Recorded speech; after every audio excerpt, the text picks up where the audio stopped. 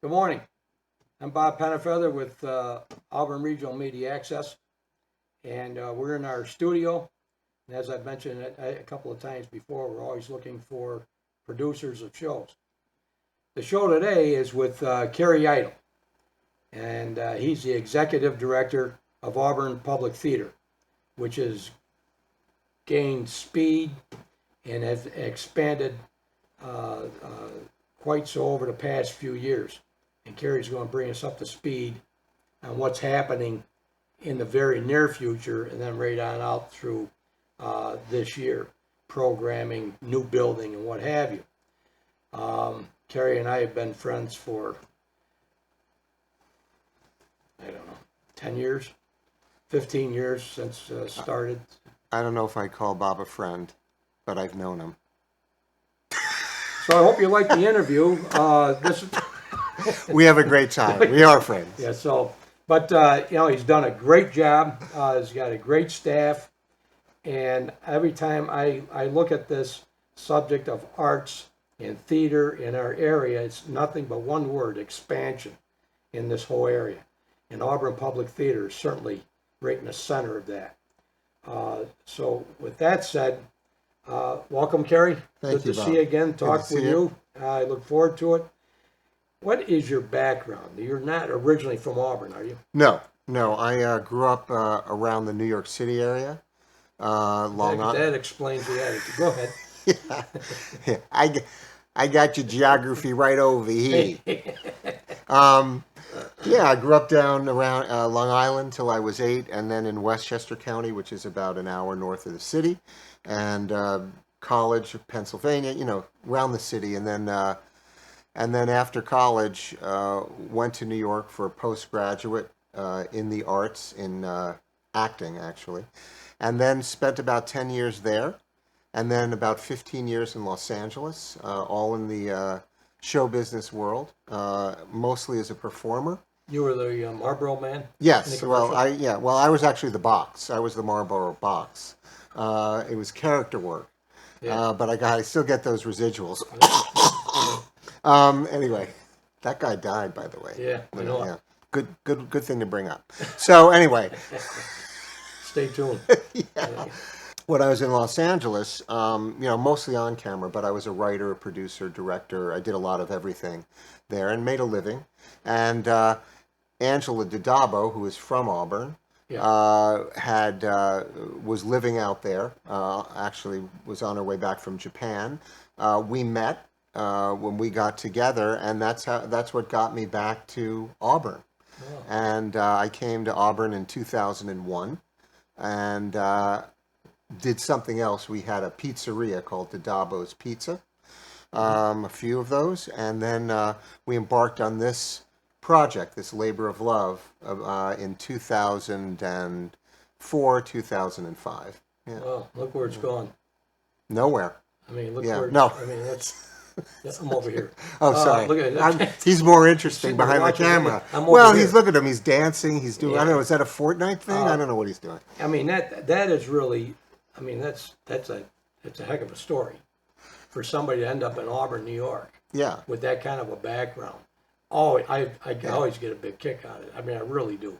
Out of talking with people like yourself that have that experience, and here we are. Well, there's a lot. It's so funny. It's this thing I've heard a lot about this Auburn connection. But wherever I go, there's in the country, there seems to be some Auburn influence. Yeah. I mean, I was on the subway and I looked up and said "Made in Auburn," and then I'll run into someone and it turns out that they grew up here, and it's really amazing. And for me, after living in New York and Los Angeles, this is a wonderful place to live and a wonderful place to raise kids. Oh, yeah, that's a great And it's so area. beautiful here. And if I could tell you a quick story, when we first came here, I changed my career. We went into the pizzeria business for 7 years. We had one here and in Union Springs and one in Jordan. And the funniest thing was that the kids, I never said anything about being in show business when I moved here. Just kind of wanted to give it a break, and I wanted to go do this restaurant thing. It was my little project. And I was on a lot of children's shows when I left, from Nickelodeon and on Disney. So the kids would recognize me, and they couldn't quite understand why I would be there in a pizzeria in Auburn when they might have just seen me on television. What did you do with Well, there was a Nickelodeon? Easy for Nickelodeon. me There to was a say. show called The Amanda Show, Mm-hmm. which was very popular at the time I moved here. And then there was a show called Seventh Heaven. And I mean, I've done a lot of different shows, but The Amanda Show was something I was on a lot, and it was being shown a lot. The funniest was when the kids would drag their parents in to prove that I was real. That you, yeah. And the parents would be like, "Excuse me, Carey, would you please tell my son not to lie? Because he is saying that you were blah, blah, blah." And I was like, "Well, actually." And the kid would be like, Yeah, sure. "See, Mom?" You know, and that was the funniest. Yeah. And then Wow. I remember once my son or my daughter was at Champions for Life, and she was taking gymnastics or something like that. And I was just there dropping her off, and all the girls, like, I guess they would watch the show, and they were all huddled, and they were looking over, and they were, you know, like that. And then they all came over and asked me for my autograph, which was fine because nobody ever asked me for my autograph in Los Angeles because I wasn't a star. I mean, I was just a working Yeah. actor. So it was kind of fun, Well, you know. I have a parallel to that. You know, it's funny the size of Auburn, and as you know, I was on the road for 47 years. Yeah. And Not by choice either. it was no, it was always. It's a yeah. My wife enjoyed it. Yeah. But anyhow, people would say, "Where are you from?" And I would say, "Well, I'm from upstate New York." I said Syracuse, because nobody knows where Auburn is or whatever. You know, I said Syracuse, and I said, "Really?" She says, "Syracuse." Says, "Geez, that's a nice area up there, Finger Lakes." And I says, "Well, actually, I'm from Auburn." So, "Oh, geez, I got a relative in Auburn. I got a friend in Auburn, or I've been through Auburn." I just sit there and I'm totally shocked. And here I am out in the West Coast, or I'm down south in Tennessee or something. I just shake my head that people know Yeah. Auburn, you know? Absolutely. And proud of it. I mean, I really Yeah. am, because we do live in a great area. That's another topic for another show, but we live in a great area. It's the best hidden secret in the country. We're certainly one of them, you know? And I tell people, I says, and they say, "How do you put up with the snow?" And I says, "Let me tell you something. I never had to rebuild a house from a snowstorm." I says, "We live in a beautiful area." I says, "The people are great. Within 7 hours, you can be from Montreal to Toronto to Cleveland to New York City to Washington, D.C., Yeah. you know, down to Richmond, Virginia, driving distance." So I said, we really do. But that's a great, I just wanted to bring up on the background, because I wasn't aware of a lot of it, to be honest with you, and we've known each other for years. What I'm really interested in is talking about Auburn arts. You know, your arts in Auburn Public Theater, you know, what does it mean to the community? Meaning, are you always looking for actors? Is there education for somebody who wants to get into acting, whether it be musical or what have you, any kind of an actor? And then in that all conversation, Shines Theater, you know, the Carriage House Theater, you have the Merry-Go-Round Playhouse. Are they all interconnected, or they complement each other? Because I get people always, I listen to conversation, they go, "Well, Merry-Go-Round Playhouse, was Auburn Public Theater part of that?" And, you know, and people just don't know. Right. So if you could, Sure. I'll give you 2 minutes if you could cover it. Yeah. Let me do it quickly. Yeah. Okay, well, first let me just tell you what Auburn Public Theater is, and then I can tell you about the other organizations and how we all coordinate. In a general sense, the arts and culture in our community is on the rise. There's been a lot of investment. There's a lot of investment coming in through New York State because that translates into tourism. Not only a better quality of life for the citizens here to experience the arts, but the economic engine that it provides. I think the tourism office last year put out some numbers and said that, you know, arts and tourism actually is responsible for lowering every citizen in Auburn's taxes by over $400 a year. Really? And that comes from the amount of economic development that the arts and tourism brings in. For us, anecdotally, I always, and through our ticketing system, I can tell you that approximately 60 to 65% of our audience for our major professional shows comes in from out of town. On average, according to the tourism office, they'll spend between $30 and $50 when they're here, between tickets and food and gas and lodging. You average it out. So that means that Auburn Public Theater alone brings in about $300,000 plus in income into the community before you even get into the services we provide for the community. So I think that's important to understand. We also acted as a catalyst, I believe, when we got up and running for a lot of restaurants and other businesses to invest and come downtown, because when we started, there wasn't very much there. No. And I'd like to believe that we were part of the attraction of some of these businesses, because it's growing. We just had a new brewery, Next Chapter. They just opened up across the way. Yes. And the DeLaps, really wonderful couple who decided to invest their retirement in the community. Scott said he picked that location because of us, because we were there. And the other night, they had a wonderful band there, and there were people outside and everything, and we had a concert, and there were people milling around, and there was music on the Exchange Street Mall, and it was fabulous. And you have Mesa Grande at the edge of there, Yeah. and now you have the Equal Rights Heritage Center at the other end, and all of a sudden, you have a lot of activity and becomes a destination for arts, culture, and entertainment. So getting back to what Auburn Public Theater is, we're going to be going into our 14th year in this building. We produced a couple of plays before we got in. Incidentally, for the people that don't know, where Auburn Public Theater is downtown. It's the old Grant building. Grant Store. Yeah. From years, I had to date myself, but years ago. And this is a huge building. I was dumbfounded when you take a look outside whenever you get a chance. But downstairs, the size of this building is fabulous. It's Studio, how many people will the studio hold? Well, we have it's 13,000 square feet on each floor. So you have 26,000 square feet. We have a main stage of 200. We have a cafe space of you could seat about 100. We have an independent cinema that seats 65. And then we have teaching and classroom studios. So in the building, Auburn Public Theater is a nonprofit organization, and we focus on 4 areas.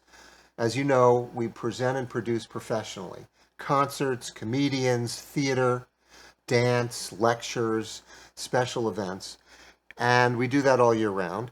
And then in our cinema, we have wonderful programming. And actually, James, who is the manager, or the executive. What do I call you, James? The managing director? What do we call him? Of ARMA? I've got some names. I can't put it on public. But James is our projectionist, and we show independent films.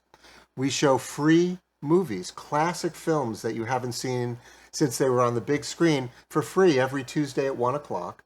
We do Screams and Screens, which is B horror movies, like all those really bad movies. Yeah. And it's curated by Ed Cato, who's a big fan, and it's really popular, and it's $2 every other Tuesday. So we do cinema.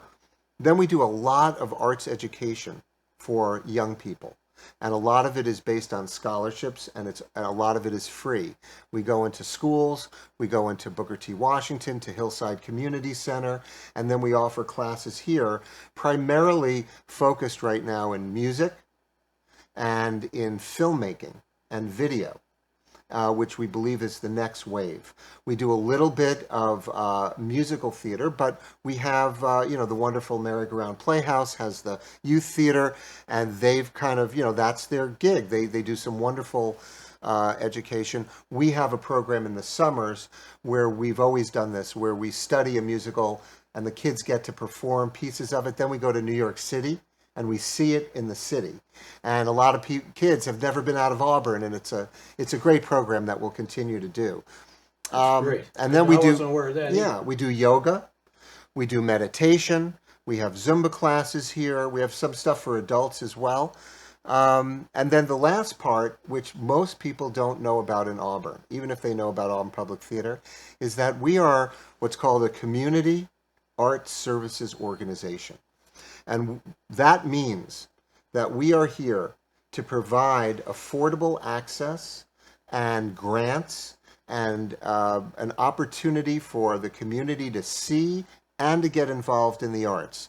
So through New York State, we have a program that gives out $90,000 every year to other organizations and individuals in a 5-county region. It's called our decentralization program through the New York State Council on the Arts. We also, up until this year, gave out $60,000 through Senator DeFrancisco, who retired. So we're looking at trying to revive that program. Mm-hmm. We also partner with almost every nonprofit organization in Auburn, either to offer free space, to partner with them on a project, or to offer a low-cost rental so that they can do their own projects. And then we, in addition to that, I know there's a lot, I'm an adjunct professor at the college with Steve Keeler in the telecommunications department, and I've been teaching acting and filmmaking and script writing, but we do a lot with interns, with education, with young people who are in the either in the community college here, Oswego, Onondaga Community College, Wells, wherever they are. We have internships available in marketing and development and technical things and sound and lighting and and video as well. And we do a lot here with ARMA. With ARMA, we do an internship here in ARMA. And that's one of our key focuses, as you know, because you're on the board, is getting internship. I mean, what a great opportunity for a student that's at the high school that shows any interest whatsoever in front of a camera or behind the camera, or writing or producing, whatever it is. What a great opportunity to get involved in an internship for free and have all this equipment, utilize all the equipment, editing machines and everything. Right. And then from here, what the students don't realize is that, and you touched on it with Steve Keeler being a director of communications at the college, there's a connection. They show the interest here, and they say, I'd like to go a little further. They go right up, and they can connect and get into the college, and then from there, they can go anywhere. I mean, they could go to Syracuse University, and they say, well, what's your background? Well, I did an internship in high school, I did college, and what a win-win for free. For free. And Megan Kelly. Yep. Who's another one that come up? The weatherman from Oswego College that's on the Today Show in the morning there. Oh, yeah, Willard. No, not Willard Scott, but I'll think of his name. Okay. But, and some other ones that came out of Syracuse. Yeah. I says, it can happen. Well, yeah. Can I just, and what I want to just say, and something that'll be of interest to you because it addresses this. Steve Keeler has been very interested in creating a concentration at the college for film production, because there are not necessarily writing and acting and directing, but the lighting, the building, the sound. When you look at a movie, if you look at a movie and you look at the credits, do you see how many people worked on that movie? Right, yes. All great jobs, right? So what happened is Steve offered a class called Adventures in Filmmaking about 10 years ago. And it was for young people. And we had gotten together about 6-8 months ago, and he said, why don't you guys revive it with some middle school and high school students, get them interested. Let's get some professionals, including me, to teach them. And then we will work on creating a concentration of the college where they can graduate with a degree in film production.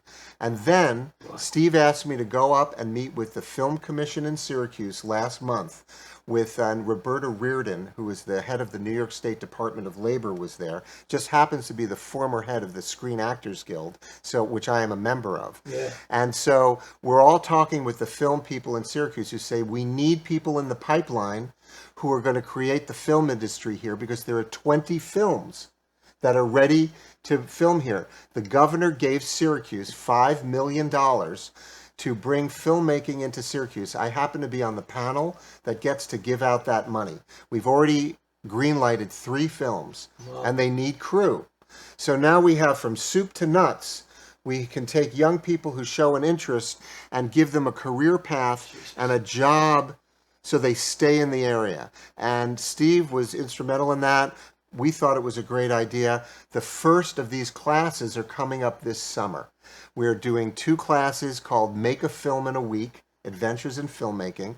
One is for middle school, one is for high school. There's still some slots, and if you go to auburnpublictheater.org, and I know you'll probably show that, Yeah, we will, you can find information about it. So just want to tell you that your idea, your instinct was exactly right. That's, I mean, and of course, that was always one of our missions from day one when you, Steve, and I started working on this concept. And this helps. You know, you have a studio here. And, Jeez, I mean, this is, I said, what a win-win for free. For free.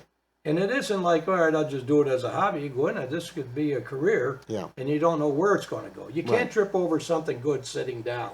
So you get up and keep moving around. Why are we sitting? You know. We're sitting. You're we older, should be you're getting older, up. Because you're older than I am. You said you didn't want to stand up and do the interview. In so what universe? I always tried to please my guests. I really. Thank you. That's what I've heard. But let's not talk about that on camera. Wow. Yeah. That's You're really going to the wrong. But see, that because the next one was now, and another thing is the merry-go-round playhouse, which shocked me. Years ago, I was involved with from the backside of getting a restaurant up at the lake to tie in with the merry-go-round playhouse. Yep. Long story short, we did the RFP. I went around to 10 restaurants, and they have a reputation, but they had to move in on Monday, get out on Friday, because the county had it run it out for the weekends for weddings or whatever at that time. Ended up being Bernie Simmons. Okay. From down at the steakhouse and across the street. Yep. And Bernie had it for 3 years. Mm-hmm. In that whole process of doing that, I went to Merry-Go-Round Playhouse and wanted to see what's the flow of people, what's the footprints in and out of Merry-Go-Round Playhouse. At that time, it was 53,000 footprints that would go in and out of Merry-Go-Round Playhouse from Memorial Day to Labor Day. Yeah. 53,000, almost twice as much as the population of Auburn. Yes. And the restaurant did very well. The county took it over and ended up giving it to the guy in Ithaca. It's been closed. So there's no restaurant down there at all. But my thing is that here's something in the arts world that's really taken off. Merry-Go-Round Playhouse. Yeah. I mean, and today that footprint going in and out of there, that's got to be probably touching 60,000 or better today. Yeah. Buses and what have you. You might go every showing, but you're still in and out of there. Right. You know, and these are people walk around with change in their pocket and, you know, want to eat dinner or grab a lunch or grab a snack and a coffee afterwards or something, and there's nothing. So my thing is with here in this going through this thought process with all what you just explained between the theaters, our restaurants, you know, is the pubs, are they tying into the themes of each shows that come in and really get the spin up to another level? Is that happening, or is that you know what we do? Everybody in their own world? No. I think that there's some synergy. I think that you know, we've been very aware. I mean, our mission is to make the arts affordable and to make access for all. That's kind of our mission. To expand that mission, it means that as a community services organization, as a nonprofit, we want to see everyone in the community do well. So it's in our interest, it's in the community's interest for us to reach out to all of our neighbors. And specifically what you're talking about is that when there's a show or there's a series of things coming up, we get with the restaurants and we get with the hotels, and we say, hey, can we create a package? If they stay overnight at one of our sponsors, is the Holiday Inn of Auburn. They've been wonderful. So they can stay overnight and get a ticket to a show and get a discount. Or we go to a restaurant and we'll go across the street to Gusto or whatever, or one of our neighbors, Right. and say, how can we, have a discount either on a ticket if they eat over at your place, or if they buy a ticket, can they get us something free, a free dessert? Coupon book or Exactly. so many things you can Right. do. So we do that, and we also reach out with tickets and trying to get companies and businesses to maybe come in with their employees or to give them out to their important customers. So let us utilize everything we can about what Auburn Public Theater does to enhance the community and make it a better place to live. And I think that's how we look at everything, Bob. Now, do you work with the Chamber of Commerce on all that, or you do it individually yourselves? We do it individually ourselves, but we include the chamber in terms of sending them information. Yeah. They get information and they've been very, very nice to us. As a matter of fact, we have our board meetings over at the chamber offices. They're free and they're available. We use the grant center over there. It's a great resource, the chamber. All right, good. I'm glad to hear that. We talked about students and adults. I mean, do you look for adults too, to be actors and participate in your shows? Or is it strictly internship for just students? What's your reach out? Well, let's separate that Limitations, for a second. Most all of the interns are support positions for production. So it would be sound and music. It would be stage managing, props, costumes, all of that stuff. The shows that Auburn Public Theater produces, we do a couple of things. Certain shows come prepackaged. They have professional performers that will come in and do a show. For instance, the Calamari Sisters is coming back. Yeah. Which is it's a great show, but it's a show that's already there with two actors who do it, so they come in. There's no necessarily acting troupe. We just got a grant last year to create an acting company. It happens to be, and Angela Didabo, who is our artistic director, created the Tubman Players with a group of women, minority women, that has produced and performed 2 productions already, and we have more on the books. Internship, we don't necessarily have a general acting company. So we don't have an ongoing acting team. It's more specific to the productions. So for instance, last year we also did, we do a lot of non-musical theater because musical theater is kind of covered. We do some, but we have a different approach. And it doesn't mean we don't do comedies, but we don't necessarily do something with musicals. So we did a show called Betrayal, which is by Harold Pinter, and it's heavy. It's a serious play and a wonderful play. But we did it with actors that we cast locally who were either professional or semi-professional, but there wasn't really room for necessarily an inexperienced person or an intern. People can shadow, but I would say that the majority of the interest right now is in the production. There aren't that many people who have approached me for an acting internship. Yeah. It's more about the production. Upcoming shows. You're full for the summer? You're still building? No. The summer shows have been picked. Summer's been tricky for us. You mentioned a little bit ago where people thought that we were part of the merry-go-round. Yeah. Well, actually, we weren't part of the merry-go-round, but we worked with them for a number of years. When they were first thinking about the musical theater festival, they wanted to expand. They wanted to expand into the Carriage House at the Cayuga Museum, and they wanted to come downtown while they were trying to build their own theater on State Street. Okay? So many years ago, 2011, I think, we started working with them, and they basically just rented our theater for the summer. They were an independent organization that wanted to do shows in the summer. And as a matter of fact, the Calamari Sisters was the first show that they did at our theater. And since then, the Calamari Sisters have wanted to come back, and they don't do that anymore. So, we've been doing it. And it's been a great success and a lot of fun. But a lot of people like the musicals. They like to be outside. So we have to really be careful about what people want to come downtown and go inside on a beautiful summer night. Right. So we have a few things lined up. We have the Calamari Sisters coming back in July. And then we're doing a brand new musical that was developed by Lemoyne College. And it's a little bit of a weird kind of concept, but Franz Kafka was a very heavy German philosopher. And he wrote a book called Metamorphosis, which is a seminal book in the philosophy and literary world. And they wrote Kafka, the Metamorphosis, the musical.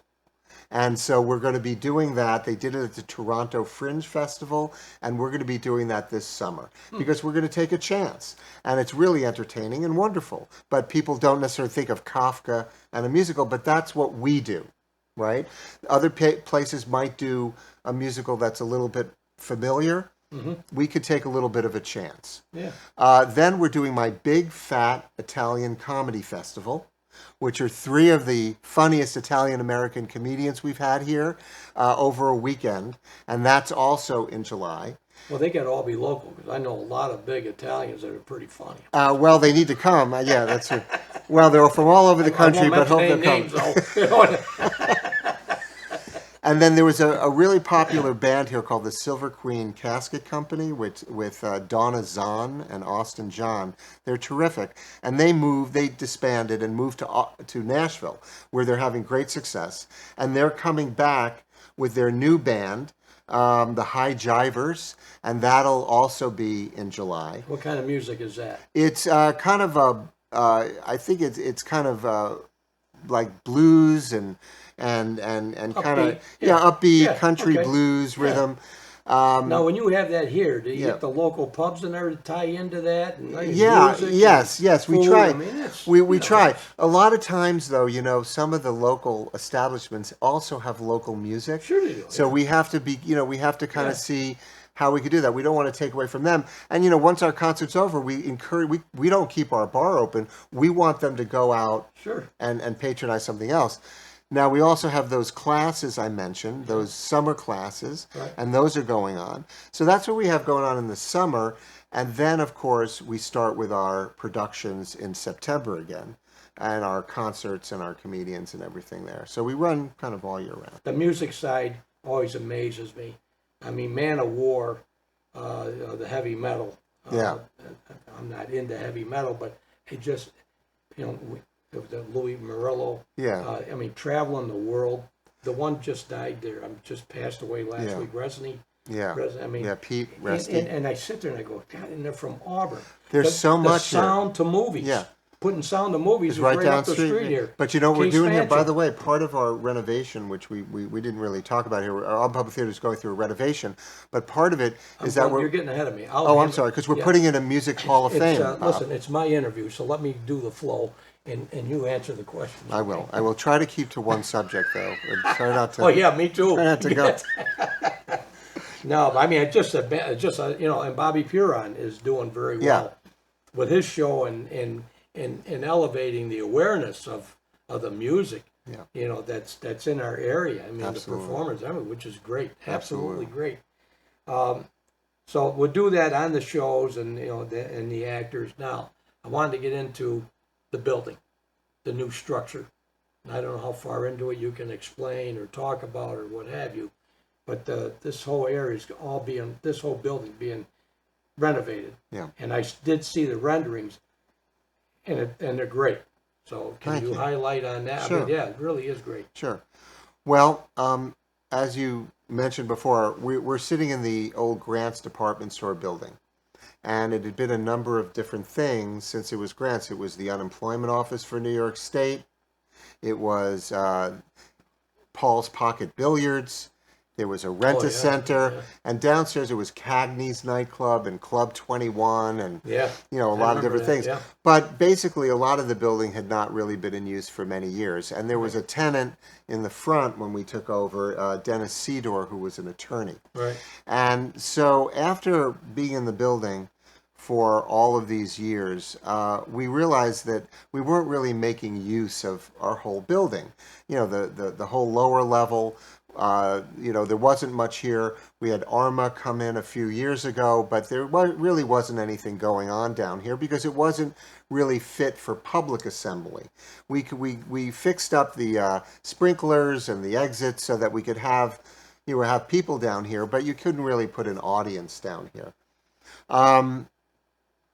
And also the front space, we had a nice tenant, but we thought that we could utilize the space to make the whole building an arts and cultural building. So about 2 years ago, there was a grant that came up with the Regional Economic Development Council. And these are grants that were available for both nonprofit and for-profit businesses and organizations. And just happened that this one grant for facilities renovation was going through the New York State Council on the Arts, who we work with. So I said, hey, this is a golden opportunity. Let's apply for this because I think we could help our sustainability if we could have a model to bring in income from all the spaces that weren't being used already. Smart. Okay? Yeah. So we applied, we started on a plan to do a few things in the building and to apply for a grant to make that happen.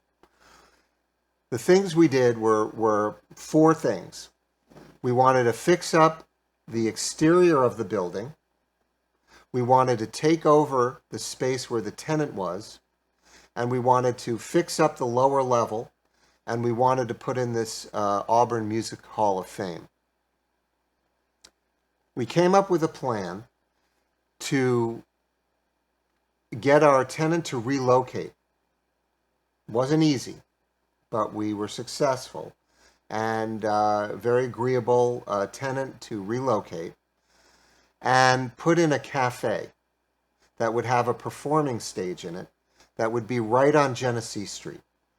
Because we know, and coming from the restaurant business, we know that many, many theaters and nonprofits have a cafe or a snack or a food element to help with the income and the experience of going to the cultural site. Sure. So we came up with the idea of a cafe, and we started working on putting that together in the best possible way. That would be complementary to what was around us. So there's no alcohol. We're focusing on coffee. We have Simple Roast coffee that Matt Pearson runs that. He's a wonderful kid and just loved the coffee. Spoke to him a couple of years ago, say, hey, you don't have anything downtown. Could we sell your coffee? Because he has those 2 kiosks on the out of town. Yeah. So we're going to focus on that. They do quite well, I guess. Very in those well. Kiosks. Very well. He just put one on Genesee Street. That's right, by Lewis's. Yeah. Yeah. And then Angela and I are into some healthy alternatives. So a lot of vegetarian entrees, a lot of gluten-free. We wanted to put together a menu that would complement not only Auburn, but also attract the visitors from the Equal Rights Heritage Center and the Harriet Tubman Home and the Seward House. Talk about connecting everybody. Yeah. We wanted to put something in for breakfast, for lunch, whatever, that would complement what was here and enhance, the environment. We'll have tables outside. Then on the lower level, where we are now, we're going to create a large event space that can stand 700 people or seat 300. So it's akin to the Westcott or the Palace Theater in Syracuse.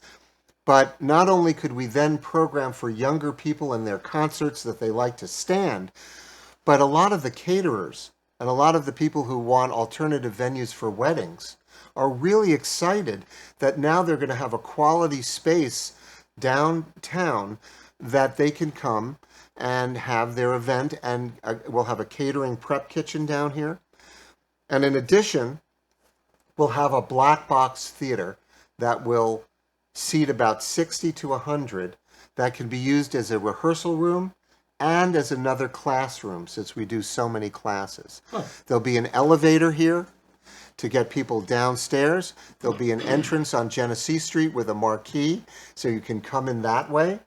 And you'll also have that Music Hall of Fame.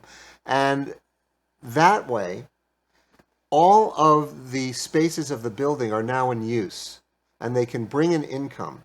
And what we've projected is that if we're moderately successful, we should have an income that replaces a lot of what we thought was going to be there, whether it was the Musical Theater Festival or it was the DeFrancisco grants, things that kind of come and go.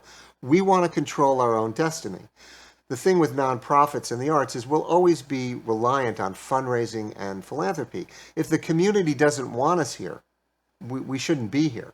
But we feel like we enhance the community, and we know it's a challenge community economically.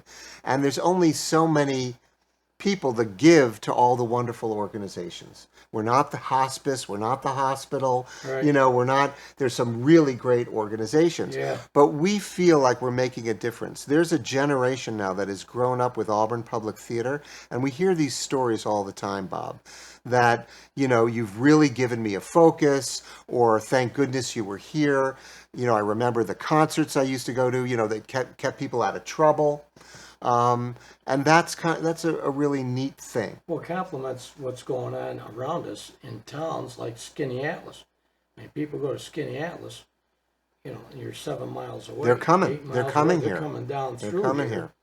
And there's a lot to bring them into the Auburn area. Great restaurants. It Yeah, really is. yeah. I mean, when you take a look, as close as 7 years, 8 years ago, for lack of better memory, you wouldn't go downtown. Yeah. After 7 o'clock at night. Now you go downtown. I know. And you can't find a parking space. And people are almost excited about that. I mean, I think they come downtown to park and see them back in, but that's another topic. But I mean, it really, I had to throw it in there. No, you didn't. But really, I mean, and the people that are walking around, Hey, can I just say something about parking? don't point the finger. I'm gonna point to the audience here who's ever watching. I want to just tell you about parking and why there's back-in parking. Because my mother just moved here. She's 84, and she's really upset because she doesn't want to come downtown and back in. That's true. But I want to just tell you why. The state of New York required Auburn to do that if Auburn was going to take the millions of dollars that it did to fix up the streets. So try not to blame the Auburn counselors. What we need to do is lobby New York State if you want to change that. However, I will tell you that anecdotal, and not even anecdotal, but evidence is coming in that even though it takes a little getting used to, there are far less accidents with this program, even though you think that there's not. And it's difficult. I can't digest it. I know, but I'm just saying these are That's facts, me. and sometimes these days facts don't seem to matter in our country, but I'm just telling you that this is actually a fact. So I just want to share that with you. I heard that and it's before. still a pain in the butt. No, it's still, I it's did still a get pain in that. the butt, but this is why. All right, and I did get that. Okay. When this whole thing started, and it came directly, from the town fathers and why and how come, and you I sit know. there and say, okay, if you wanted $10 million, here's what you got to do. Yeah. New York State going, wait a minute, what are you using us as a guinea pigs to see if this thing works? Because there's not another Yeah. town that I've been through in my life Right. that has parking like this. Yeah. Well, now, Cato, you need to park upside down. I'll tell you, I knew it was one going to be easy interview, but that's you brought up a lot of great information, a lot of things I think the viewers will be surprised at. Okay. Which is the purpose of these shows. I think the first thing is that we're actually friends. That's amazingly surprising. I mean, I marvel at the people outside of this world. Yeah. And your background and and I think it's great. I mean, and some of them we talked about before the cameras went on. They came from Auburn. And you just shake your head and go, "Geez, Yeah. I get a kick out of that." Yeah, no, Big it's time. great. It's great. And I'm so glad that you took the time to sit down Sure. and and educate us on what's going on. We will have the rendering of the building. You'll see, the viewers will see the rendering after this interview.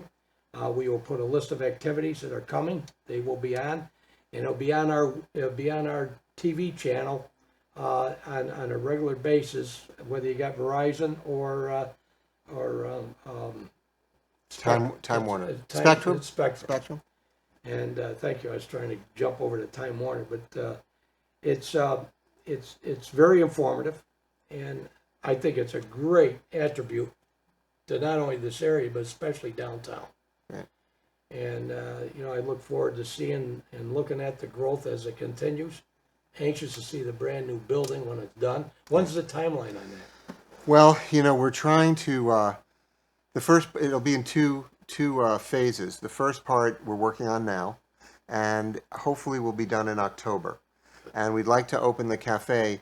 The number on our building is 108 Genesee. Auburn Public Theater is at 8 Exchange Street, but the building is 108 Genesee. So the name of the cafe is going to be Cafe 108. All right. And so we're going to open on October 8th, which is 10:08. And we'll see if that works. Yeah. So we'll see. The downstairs... Well, you do have a little bit of marketing behind you, huh? A little bit. And downstairs will be the next phase. So probably look towards the beginning of 2020 for the opening of the downstairs. And the big room will be called the Bostwick Room, which is in honor of Bostwick's Hotel, which was on this spot. Way back when Auburn was formed, and there's a historic plaque on the side of the building.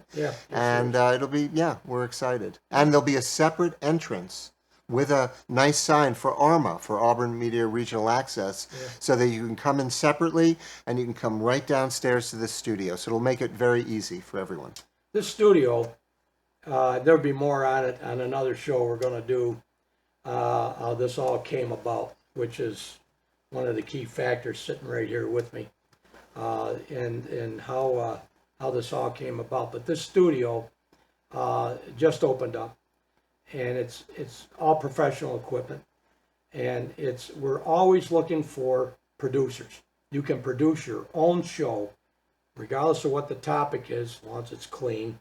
And listen, we'll show you how to do the editing, show you how the studio, how it operates. And there's so many topics from our world here, local world that we're in, that need to be addressed and can be talked about. We ask and we look for producers. If it's a producer by neighborhood, or if it's done, we used to say by ward in Auburn, but by neighborhood or what have you. You can go on the website, again, at armatv.org, and get more information. Phone numbers are there. All the information is there. So, take advantage of it, whether you're a teacher, whether you're just an average Joe on the street and you have an interest for music or arts or a topic of government. It's public access TV, public government education. That's what it is, PEG. So ARMA, everybody said, well, what's ARMA stand for? It's Auburn Regional Media Access. That's what it is. Your local TV station. And that's what we plan on building on. So thank you very much again, Carey, for your time and everything. Very informative. Glad to do it. Thank you, everybody, for viewing, and we'll be doing another show sometime shortly. Thanks again.